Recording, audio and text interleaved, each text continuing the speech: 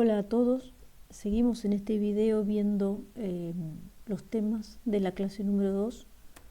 Hoy tenemos dos temas muy importantes. El primero de ellos es el de la unidad de masa atómica. Lo que vamos a ver primero que todo es la definición. Imagínense que este círculo que tienen ahí en la pantalla representa un átomo del isótopo 12 del carbono. Bueno, ahora a ese átomo lo partimos, así como partimos en una pizza, en 12 pedazos exactamente iguales. La pizza normalmente la partimos en 8, pero imagínense que lo partimos en 12 partes iguales. Entonces yo ahora considero uno de esos pedazos, el que está acá, resaltado en amarillo. Esa fracción es una 12ª parte del átomo de carbono 12. Y definimos la UMA como la masa que tiene esta fracción. La UMA es la masa de la 1/12ª parte de un átomo de carbono 12, de un isótopo de carbono 12.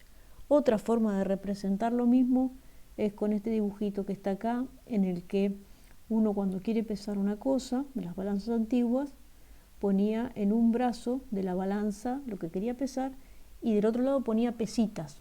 Bueno, en esta representación que tiene, tengo eso, lo que quiero pesar de este lado es un átomo del isótopo 12 de carbono. Y del otro lado tengo las pesitas, que son todas iguales y son 12, entonces esas pesitas tienen una masa de una UMA, porque logran equilibrar la masa del isótopo 12 del carbono. Esa es la definición de UMA. Es una fracción, es la masa de una fracción de un átomo de carbono. Pero ¿qué es la UMA en relación con algo conocido? Por ejemplo, ¿cuál es la equivalencia que tenemos entre UMA y gramo? Bueno, está acá, es un número un poco feo. Una UMA es 0, después vienen 23 ceros y recién en la posición 24 tengo un 1. Es un número extremadamente pequeño. Entonces, cuando uno trabaja con números tan pequeños, es conveniente usar la notación científica, lo que se llama la notación científica. Entonces, les voy a explicar cómo se hace para pasar este número horrendo a notación científica. El primer lugar adelante del punto o la coma decimal es la unidad. Si yo acá tuviera un 1, eso significaría 1 gramo. Muy bien. Si yo tengo un 1 en la primer posición decimal, entonces ahí tengo 0,1 gramo. Eso es una décima de gramo. Es 1 gramo dividido 10. Y como tuve que correrme un lugar detrás del punto decimal, en notación científica eso es 10 a la menos 1. 0,1 es 10 a la menos 1. Ahora, si yo tengo un 1 acá en el segundo lugar, entonces eso es un centésimo de gramo, es 1 gramo dividido 100. Y como tengo que correrme desde la posición 1, 2, eso sería 10 a la menos 2. Bueno, y así siguiendo, acá tengo 10 a la menos 3, 10 a la menos 4. Entonces, como para llevar el punto desde acá hasta acá me tengo que correr 24 lugares, este número es 1,66 bla bla bla por 10 a la menos 24, pues me tuve que correr 24 lugares. Es importante que repasen o vean estas cuestiones de la notación científica. Después también vamos a hacer un videíto mostrándoles cómo trabajar con estos números en la calculadora, pero es importante que lo tengan en cuenta y sepan lo que representa. 1,66 por 10 a la menos 24 significa en realidad 0,23 ceros, y recién ahí en la posición 24 viene el 1. Bueno, nada, de más está decir, esto nos muestra que una UMA es una cantidad, pero tremendamente pequeña, pero muy pequeña. En cuanto a los símbolos que vamos a usar para representar a la UMA, en la carpeta de trabajo nosotros usamos UMA directamente, pero hay, en algunos lados lo pueden encontrar como una U minúscula o también como Dalton. Nosotros tratamos de darle las distintas opciones porque no hay uniformidad en todos los textos, entonces para que sepan lo que se pueden encontrar y no se sientan perdidos. Respecto de las masas de las partículas subatómicas, el protón tiene una masa de 1,0073 y el neutrón 1,0087, son casi una masa de una UMA, y el electrón tiene una masa muchísimo menor.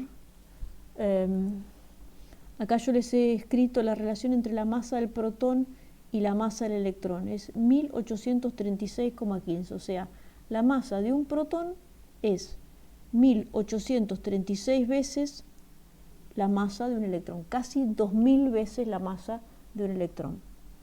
O sea, los electrones aportan una masa despreciable a los átomos, casi toda la masa del átomo está en los protones y el neutrón que están en el núcleo, o sea, casi toda la masa del átomo está en el núcleo del átomo.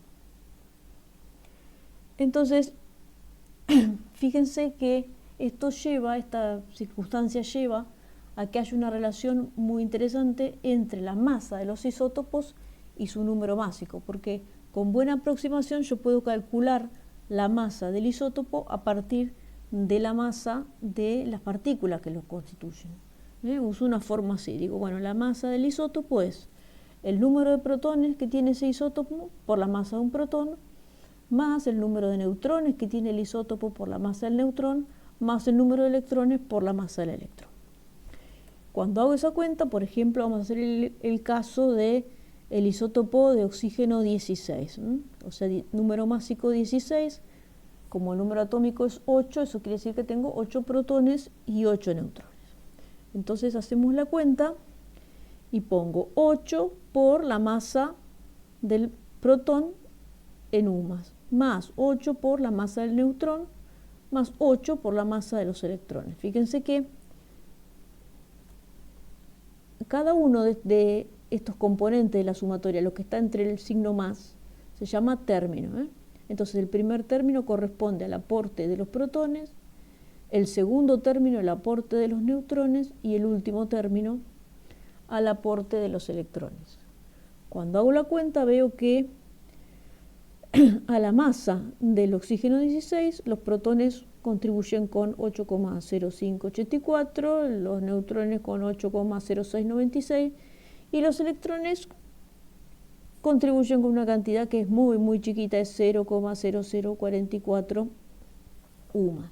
Esto me da lo que sería una aproximación a la masa del oxígeno 16. Fíjense que esta masa es tan chiquita en relación a estas dos que yo la puedo despreciar y no voy a cometer un error muy grande. Entonces, a ver qué pasa si no pongo la masa de los electrones.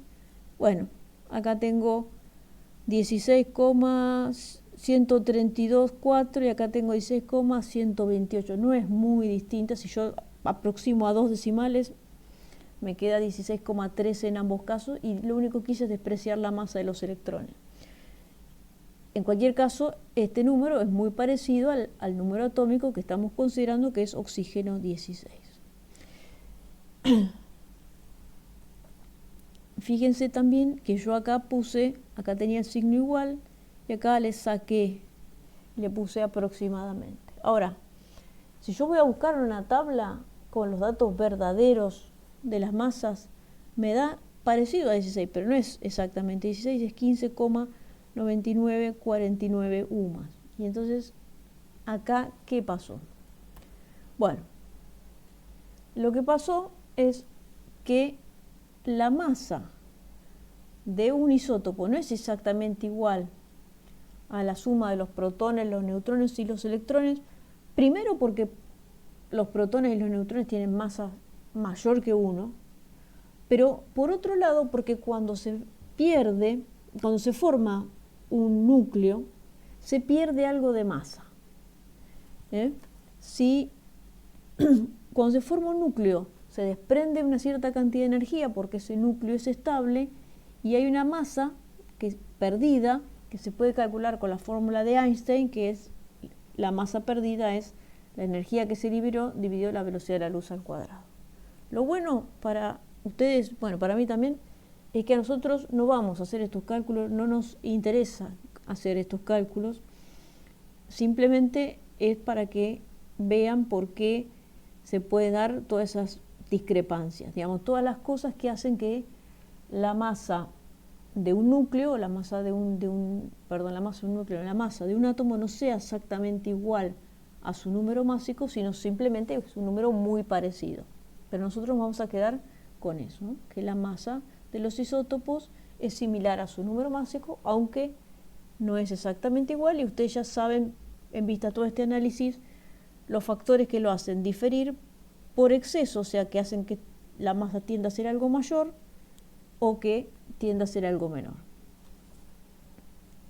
Y acá tienen ejemplo, esto lo saqué de internet, una tabla con las masas medidas experimentalmente de los distintos isótopos. Entonces, por ejemplo, fíjense, el isótopo más abundante del hidrógeno, que es el hidrógeno 1, también llamado protio, tiene una masa que es 1,007825, aproximadamente una UMA. En cambio, el carbono 12, tiene una masa que es exactamente 12, no aproximadamente. ¿Por qué es esto? Porque usé justamente el isótopo del carbono 12 para la definición de UMA. Entonces, en este caso el número es exactamente igual. Bueno, y el otro ejemplo que les marqué acá es el del oxígeno 16, que tiene una masa que es 15,9949. Redondeando, este número es 16. Bueno, y ahora viene la segunda definición muy importante de la clase de hoy, que es la de mol. Acá tienen en la foto un mol de azufre, que son 32 gramos, un mol de hierro, que son 55,6 gramos, un mol de zinc, 65,5 gramos, y un mol de agua, que no es solo agua porque si no no sería verde, que son 18 gramos. Pero vamos a ver, esto es nada más para ilustrar, vamos a ver cuál es la definición de mol. Antes de pasar a la definición, vamos a hacer un pequeño análisis que les lleve a considerar por qué es conveniente esta definición, qué tiene de útil esta definición. Entonces, para ver de dónde sale la definición de mol, vamos a hacer un pequeño ejercicio. Sabemos que un átomo de hidrógeno 1 tiene una masa de una UMA, con buena aproximación. Entonces, si yo en lugar de tener una UMA tengo 1 gramo de este isótopo, ¿cuántos átomos del isótopo tengo? Esa es la pregunta que quiero contestar, y para poder hacerlo voy a hacer una regla de 3 simple, donde voy a usar el hecho de que conozco la equivalencia entre UMA y gramos. Una UMA es 1,66 por 10 a la menos 24 gramos. Entonces planteo la regla de 3 de la siguiente manera. 1,66 gramos del hidrógeno es un átomo. Tengo un solo átomo. Ahora, si yo tengo 1 gramo de hidrógeno, ¿cuántos tengo? Tengo X. Esto es el planteo de la regla de 3. X átomos es mi incógnita. Son los átomos de hidrógeno que están contenidos en 1 gramo de hidrógeno. Para encontrar esta incógnita, yo voy a usar esta ecuación, pero ahora vamos a ver cómo se hace en la forma más general, para los que hace mucho que dejaron la secundaria o hace mucho que no estudian y no tienen tan presente el tema de la regla de 3 simple. ¿Cómo hago para calcular la incógnita? Fíjense, en este cuadro que yo tengo acá, tengo 2 diagonales. Tengo una diagonal, que es esta, que no tiene a mi incógnita, y la otra diagonal, que sí tiene a la incógnita. Entonces, para resolver la regla de 3, pongo X, mi incógnita, es igual a el producto de los elementos que están en la diagonal, que no tiene a la incógnita, eso lo pongo en el numerador. Y luego, en el denominador, pongo al otro elemento que está en la diagonal, que sí tiene la incógnita. Y cuando ustedes hacen esta cuenta, poniendo esos números en la calculadora, 1 gramo dividido 1,66 por 10 a la menos 24 gramos, les da X, que es 6,02 por 10 a la 23 átomos. Bueno, este número es el que quiero que le presten atención. Bueno, y ahora un cálculo análogo para el carbono. Digo, un átomo de carbono 12 tiene una masa de 12 UMAS. Yo tengo, en lugar de 12 UMAS, yo tengo 12 gramos de carbono 12. ¿Cuántos átomos de carbono 12 tengo? Y hago una regla de 3 que es similar a la anterior, solamente que ahora voy a usar 12 UMAS es igual a 12 por 1,66 por 10 a la menos 24. Hago el cálculo, planteo la regla de 3 de manera igual a la anterior, me queda despejada la incógnita así, y fíjense que como tengo un 12 acá y un 12 acá, esto se cancela, esto se simplifica y me va a dar exactamente el mismo número que tenía antes. Bueno, entonces lo que tenemos es que podemos identificar un patrón. Si una sustancia pura está formada por partículas cuya masa es X UMAS, entonces en X gramos de esa sustancia hay 6,02 por 10 a la 23 partículas. Este número, el 6,02 por 10 a la 23 partículas, es tan importante en la química que recibe un nombre especial, se llama número de Avogadro. Y yo acá les puse el número de Avogadro con algunos decimales más. Entonces, con esta introducción ya podemos pasar a la definición de mol. Definimos un mol de una sustancia pura como la cantidad de esa sustancia que contiene un número de Avogadro de partículas de la misma. Un mol es una unidad de cantidad de materia, de cantidad de sustancia. Entonces, con esta definición, un mol de hidrógeno 1 es 1 gramo de hidrógeno 1, porque en 1 gramo de este isótopo de hidrógeno hay 6,02 por 10 a la 23 átomos de hidrógeno. Y análogamente, un mol de carbono 12 son 12 gramos de carbono, o un mol de oxígeno 16 son los 16 gramos de oxígeno. La definición de mol se puede aplicar a cualquier clase de partículas que sean del mismo tipo, átomos de oxígeno o átomos de carbono, pero siempre la característica que tienen que ser átomos del mismo tipo. Cuando tengo un mol, tengo 6,02 por 10 a la 23 partículas del tipo que estoy considerando. En química lo aplicamos para átomos, lo aplicamos para moléculas y lo aplicamos para iones. Por ejemplo, acá tienen este dibujito, tienen representada en forma esquemática una molécula de agua con su oxígeno central y sus 2 átomos de hidrógeno. El oxígeno central tiene una masa de, vimos, 16 UMAS, cada hidrógeno tiene una masa de 1 UMA, entonces la molécula de agua tiene una masa de 18 UMAS. Así yo considero, en lugar de una molécula, un número de Avogadro de moléculas, entonces ahí tengo un mol de agua, 18 gramos de agua, que es lo mismo también que en esta circunstancia particular, que es el agua, 18 mililitros. Entonces,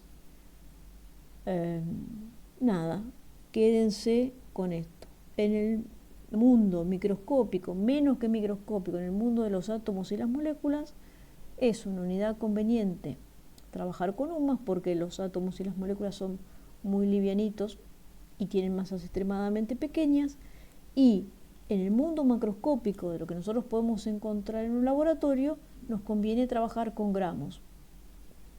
Y en ese caso vamos a tener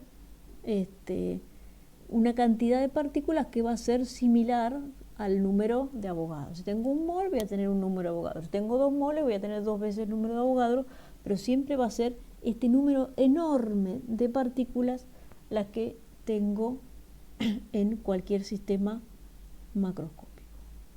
Bueno, espero que les haya servido y nos vemos en el próximo video, donde vamos a ver los pesos atómicos relativos.